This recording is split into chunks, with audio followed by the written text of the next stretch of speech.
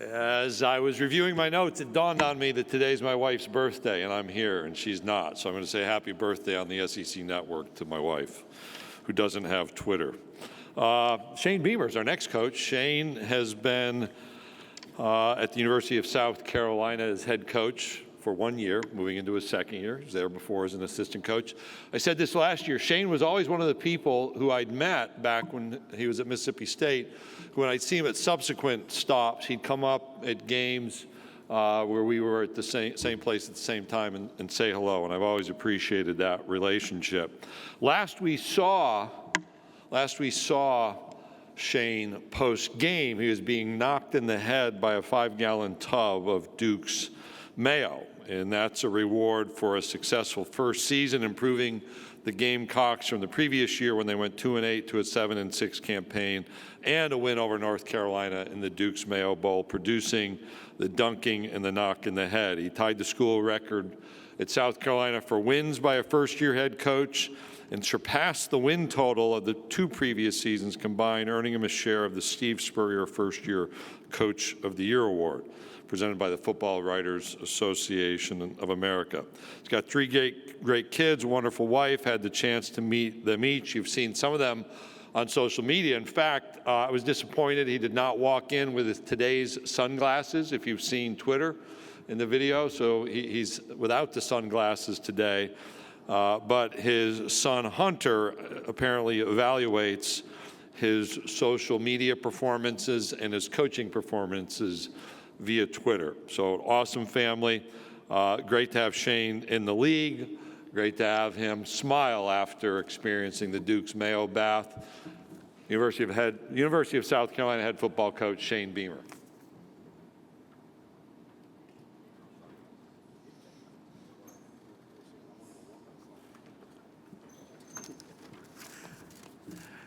Thank you for that introduction. I told Commissioner Sankey I was disappointed that we didn't have Soulja Boy as a walk-up song when I came up here as well after that also. And then thanks for that great reminder of that fantastic day in Charlotte as well. It's great to be back here at SEC Media Days for my second year as the head football coach at the University of South Carolina. It's great to be back in Atlanta. I started my coaching career here as a graduate assistant at Georgia Tech and literally flew over my old apartment as we came into town today. So certainly have come a long way since then, and excited to be here at the College Football Hall of Fame. This is a venue that my family and I love to visit. So if you haven't had an opportunity, people that are watching, to visit this awesome venue, please do. It's a great reminder of what makes college football so special, somewhere that we love to come, and it's pretty cool to be down here on the main floor and to know that there's a Hall of Fame exhibit of my father literally 1 floor up right there that I was just looking at as we came down. So certainly no pressure from that standpoint as well. Nothing like being here at Media Days, nothing like being in the SEC, the premier conference in the nation. I was here last year on day 1. Had a great time. Left. I think I was it was a Thursday. I was at an Atlanta Braves game with my family. Driving back after the game when the news broke about the University of Texas and the University of Oklahoma joining this conference. So certainly that was an eventful week, but that's just another statement about how attractive this league is and the teams and the universities that want to be a part of this conference. Players want to play in this league. You see that in recruiting, and coaches certainly want to coach in this league as well. Thankful for Commissioner Sankey and his leadership. As he mentioned, he's somebody that I've had a lot of respect for a long time, but even more so now after being in this conference for a year. Thankful for his leadership in 2020, not just in this conference. I was in the Big 12 at the time, but his leadership across college football that allowed us to have a season. And then in 2020, and there's a lot of uncertainty right now in college athletics. It's unprecedented, some of the things that are going on. But I know one thing, I'm glad he's leading us. I'm glad he's leading this conference. He's a tremendous leader as well. And then thanks for all you guys do promote this game and the sacrifices you make as well, time away from your family also. Excited about the three guys that we have here today, Javon Gwynn, Zach Pickens, and DeCarrion Joyner. Great examples of our program and what we want this place to be about. Two of the three, DeCarrion and Javon, are graduates of the University of South Carolina. Zach will graduate in December, so they're handling their business off the field as well. All three are young men that did not have to come back. They chose to come back for another year at South Carolina. Especially Zach, could have been a high draft pick, chose to come back because they had goals that they hadn't accomplished yet as individuals, but more importantly, they were not satisfied with just winning seven games last season at Carolina. They're tough, they're dependable, they're competitive, everything that we want this program to be about. Tried to recruit DeCarrion when I was at the University of Georgia. Didn't get him, thankfully. Tried to recruit Zach Pickens when I was at Georgia and Oklahoma at T.L. Hanna High School in South Carolina, and didn't get him. Thankful that we didn't. Fired up for the upcoming season. DeCarrion, just so valuable to our program in so many ways, as a quarterback, as a wide receiver, on special teams, just so unselfish. Was the MVP of our bowl game, as many of you know. What a great day for him. Showed that he could play quarterback in that game. Obviously, I was looking at it before I came over. Just some of the awards that he's won at South Carolina that were voted on by coaches since he's been here. Unselfish teammate, Strength and Conditioning Award, highest GPA, Spring Special Teams Player of the Year, Spring Offensive Player of the Year. And then coming out of high school, he was Mr. Football in the state of South Carolina. Zach Pickens, very much the same story. A guy that was the #1 player in South Carolina coming out of T.L. Hanna High School, was Mr. Football in the state. Two great examples as we continue to build this program of what has to happen, and that's keeping the best players in the state of South Carolina at home. We did that when I was at South Carolina as an assistant coach, with so many names that are stars of South Carolina football and Hall of Famers, and we'll continue to need to do that going forward as well. Zach and DeCarrion are two guys that did that. Zach, like I said, could have been a high draft pick if he had chose to come back.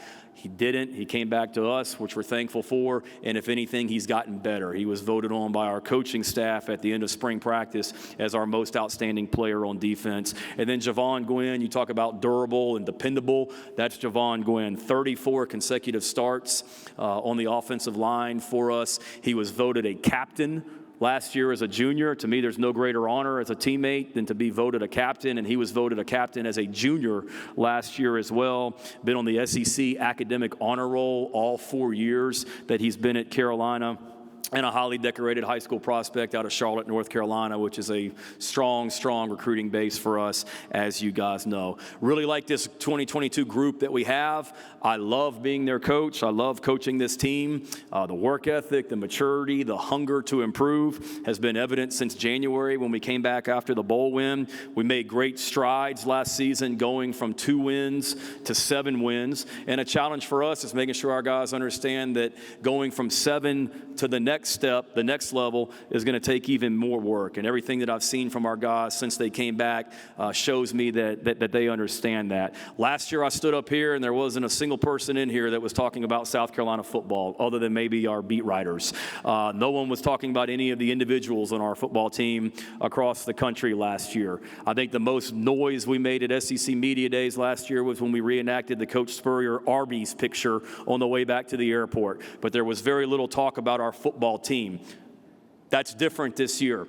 People are talking about us nationally, which is what we want. We have high expectations at South Carolina. People are talking about our players as individuals more nationally than what they were last year. There's more buzz about this program right now, and the key for us, the challenge for us, will be being mature enough to handle that the right way as a football team and understand the work ethic that it's going to take to get back to what we did last season, and understanding that the reason that we had a lot of success that we did last year was how close or how connected we became as a team. Offensively, not going to go through every position. You guys I'm sure will ask me about it, but got a lot of personnel back. Certainly have to be more consistent than what we were last year. We've got some impact freshmen coming in, and obviously some impact transfers that are joining our program as well.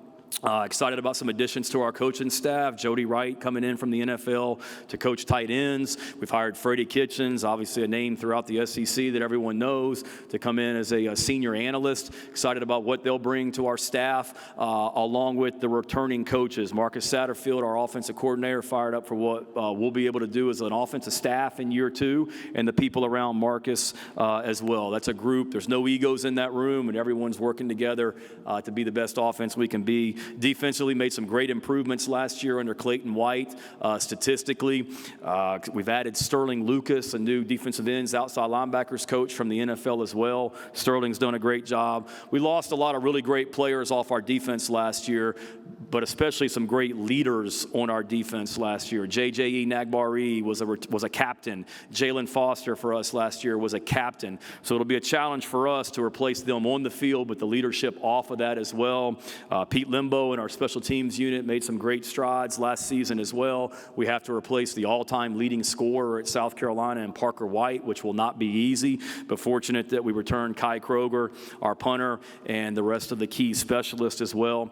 A lot of great things happening off the field for us as well. I talked about the 3 guys that we have here today, and they're all either have graduated or on track to graduate. Right now, as a football program, we have the 3rd highest graduation success rate in all the SEC. We've got 22 players on our team that will play this season as graduates of the University of South Carolina. And then assuming we're at a bowl game in December, we'll have 9 more guys that will graduate in December. So if you're watching us play a bowl game in December or hopefully January, we'll have 31 players on our team that will have already graduated from the University of South Carolina. 25 of our guys made the dean's list last year. Recruiting-wise, going well for us right now. A lot of excitement when recruits and their families visit campus.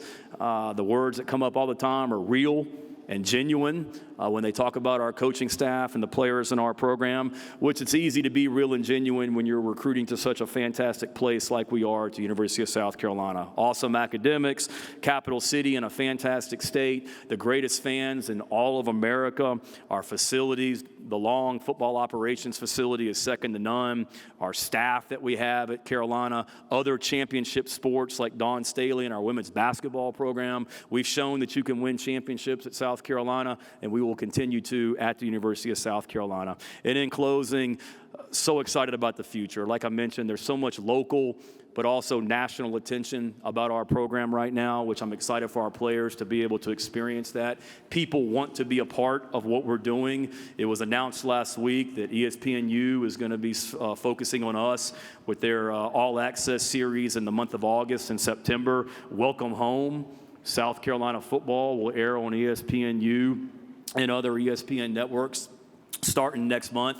That'll be a great experience for our players, great way to showcase our program as well, and thankful that they chose us. This wasn't something that we outwardly tried to do. They came to us because of what we're doing in this program as well. I spoke to so many sold-out Gamecock Club events in the month of May and June across the state of South Carolina as well. Seems like everyone that I went to, more than one person came up to me and told me they've never been more excited about South Carolina football. Our season ticket renewal rate is the highest that it's been in over 10 years. The improvements that we've made to our stadium, Williams-Brice Stadium was already one of, if not the toughest venue to play in all of college football. It'll be even more exciting and electric this season because of the improvements we've made to the stadium. But at the end of the day, it's all about the people that we have in our program. We got some special people in our program, players, coaches, and staff. So grateful and blessed to be the head football coach here at South Carolina,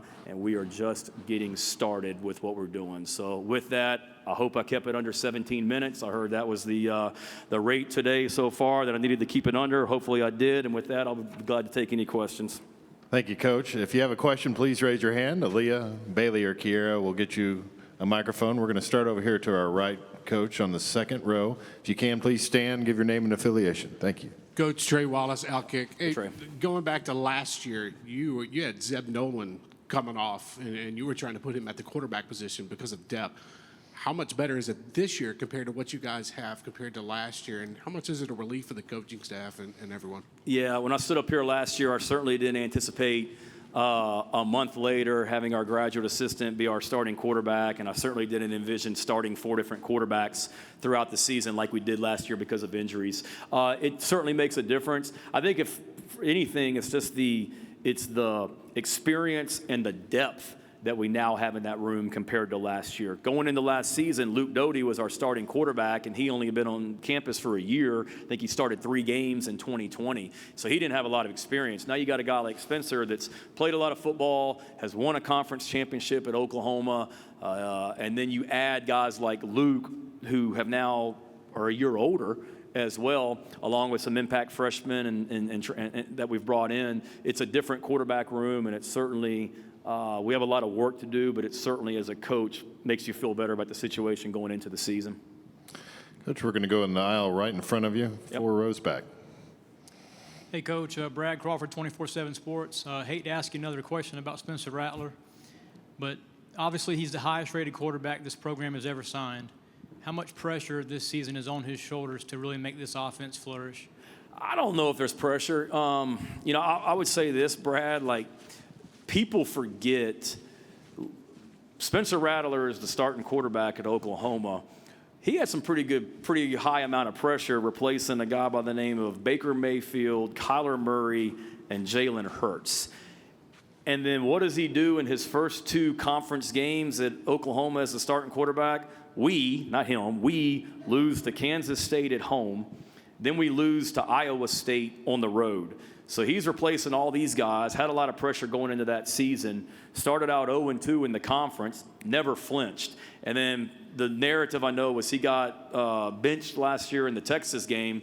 Well, he got sat down the year before too, and then came back in the second half, played his butt off. We beat Texas in 4 overtimes, and he never lost a game as a starting quarterback again, and still hasn't as a starting quarterback. So I don't worry about Spencer. There may be some outside pressure with him. He's been through the fire before. I saw firsthand how he handled it when he was at Oklahoma and started out 0-2, never flinched, and continued to get better. There'll be some ups. There'll certainly be some downs, I'm sure, this season, but have no worries about him from that standpoint, being able to handle it. And with Spencer, we've got to be great around Spencer, players and coaches, and play well and help him.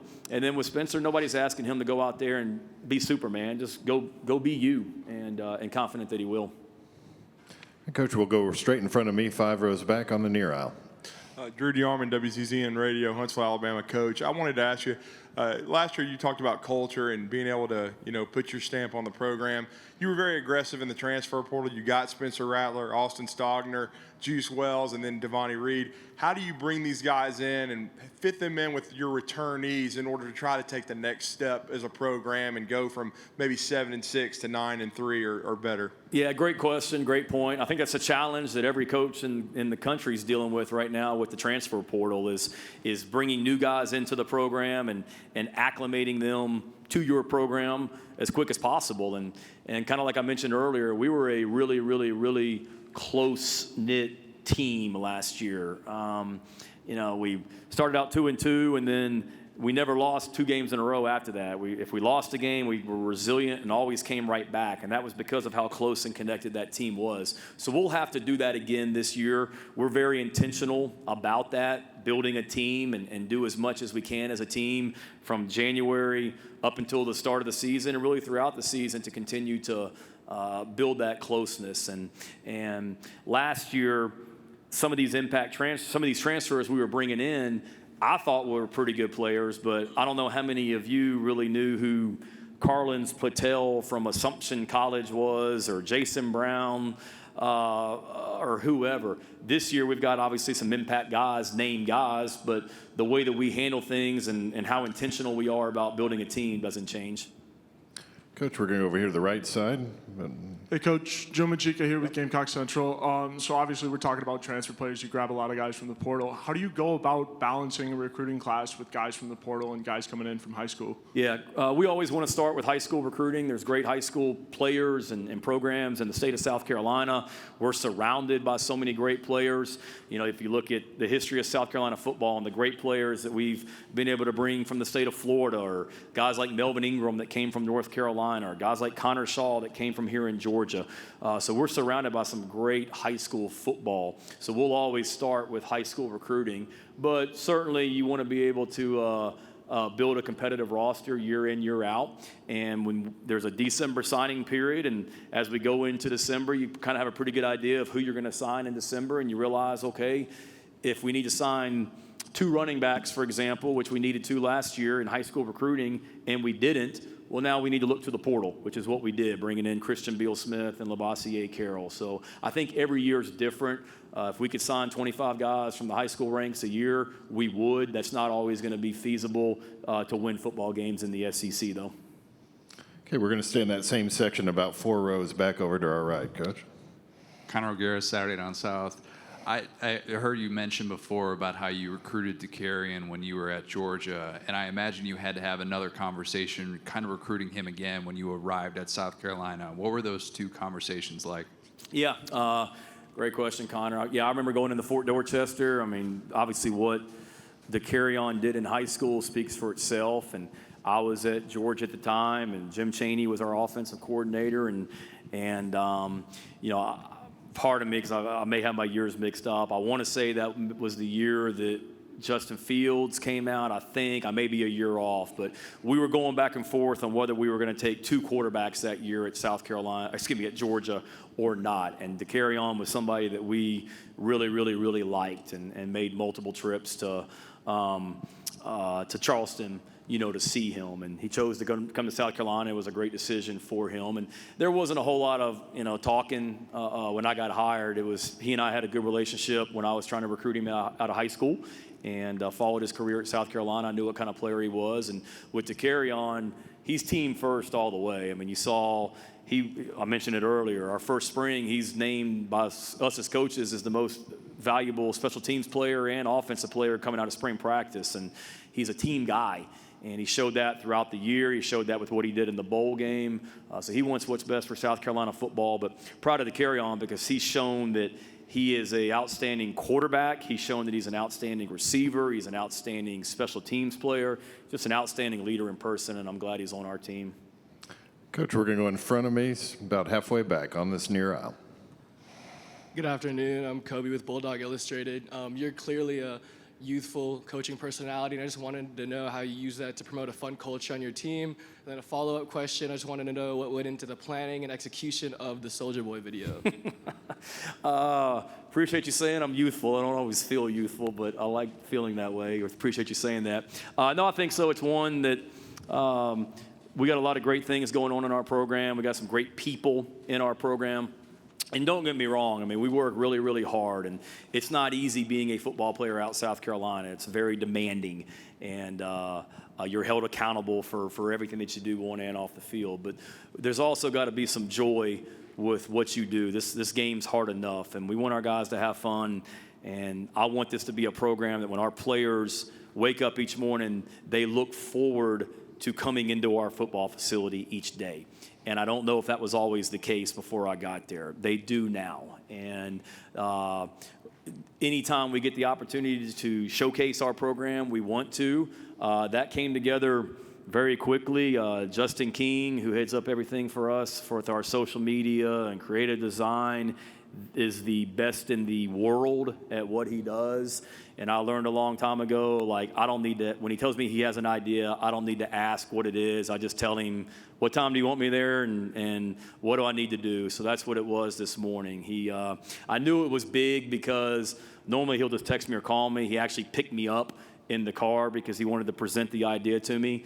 And walked in, changed clothes, knocked it out in 3 takes, and had a lot of fun. Had a lot of fun doing it as well. So I was a little bit taken aback because one of our players thought I needed to hear the song so I would know what the song was and what the words were. And I'm not that old. I know who Soulja Boy is, and like I know some of the words to that song. So it was an easy ask. Okay, we have time for a few more. We'll start over here on our right. Here, Coach. I got you. All right. Other right. Hey, I Coach. know. Well, he's had his hand up for a while. I'm just making sure we don't forget him. I'm coming to you. I got you. Okay. Anwar Richardson from OrangeBloods.com. Coach, obviously you spent some time in the Big 12, but Texas and OU will be joining the SEC, so would like to get your thoughts on those two programs. And I know you recruit a lot in the Southeast, but with having Texas come in, could that potentially open up some avenues for you guys to recruit in that state of Texas? Yeah, it's great to see. I see you. I see Kirk Bowles here, guys that when I was in the Big 12 that I certainly followed for Big 12 news. So welcome to SEC Media Days as well, and looking forward to working with you. Absolutely. Spent time 3 years at Oklahoma and know the talent out there as well. Understand the dynamics of those programs. And the world is a lot smaller nowadays because of social media. We've got some coaches on our staff besides me that have ties out there. Our offensive coordinator spent time at Baylor with Matt Rule. Justin Stepp, who was our wide receivers coach, coached at Arkansas and SMU, and I think his wife is a Texas grad, if I'm not mistaken. So we've got a lot of people with ties out there. We actually signed 2 players from the state of Texas in this year's recruiting class, and Peyton Williams and Landon Sampson. They're from South Lake Carroll. So that'll continue to be an area that we can open up because of those schools being in the SEC. There's a direct flight from Dallas into Columbia, South Carolina that recruits can certainly get on, and we'll go where they're players. We'll always start in South Carolina, but because of some of the things that we're doing on social media and here at our program, there's a lot of buzz and excitement about South Carolina football. I mean, I can't tell you how many text messages I have on my phone right now about that video this morning from whether it be former players like Stephon Gilmore or recruits in the 2023 and 2024 class that, are commenting on it. So there's a lot of great things going on at Carolina, and there's a lot of people that want to be a part of that. All right, we're going to take one over here, and then we'll finish on our left, but straight ahead and the right. Hey, Coach, Drew Barrett, ESPN Arkansas. Unfortunately, with the way that college sports is, you have to bring up NIL. And earlier today, Nick Saban threw out fair, balance, haves and have-nots. Where do you actually see the fairness of college football, and how well is South Carolina set up to be a have and not a have-not? I think South Carolina's set up as well as anybody in the country, to be honest with you, from a name, image, and likeness standpoint. We're in the capital city of South Carolina. We're the only show in town. We don't compete with other pro sports in our state at the high level. And South Carolina, the fan base, it's evident how powerful it is. And you look at what our players have done. A lot of these guys that are here today to carry on, Zach Pickens, Javon, have been able to capitalize on their name, image, and likeness and utilize it the right way, the way that the law was intended when it was implemented, for sure, that those guys have been able to. You look at other student athletes at our university, like Aaliyah Boston on our basketball team, and what she's been able to do from a name, image, and likeness standpoint. So I tell recruits this all the time, and it's not recruiting speak. When you talk about being well-positioned for name, image, and likeness opportunities, I have a hard time finding somebody that's in a better situation than we are. Take one final question here on the second row. Hey, Shane, Jordan Hill with Dogs 247. As a former tight ends coach, I just want to ask, what are your impressions of Georgia's tight ends coming in this year? Brock Bowers, Eric Gilbert, Oscar Delp, Darnell Washington. Yeah, talented, deep, for sure. They've, I was there with, Jeb Blazevich and Jackson Harris and Isaac Nada and Charlie Warner, and that was a deep and talented group that all contributed to that 2017 SEC championship team. But, you've got different skill sets with those guys right now as well. I remember watching Brock Bowers' tape when I was at Oklahoma the first time. I think it was from like a 7-on-7 camp or something like that he went to, and just some of the catches that he made in that. He's freakishly talented. They complement each other well and got a deep skill set. So there'll be a challenge, and you're right, I'm a tight end guy. I love utilizing the tight end, and feel like we got some pretty special ones on our team right now too, with Austin Stogner, who when he got hurt at Oklahoma in 2020 was playing as well as any tight end in the country in my opinion. Jaheim Bell returns for us. Travion Kenyon, we've added Nate Atkins to that group as well. So I like our group as well, but certainly Georgia's will be a challenge for any defense that they go up against this year as well. Coach, thank you for your time this afternoon. Okay. Thank you guys so much, and ladies, and have a great week. Go Gamecocks.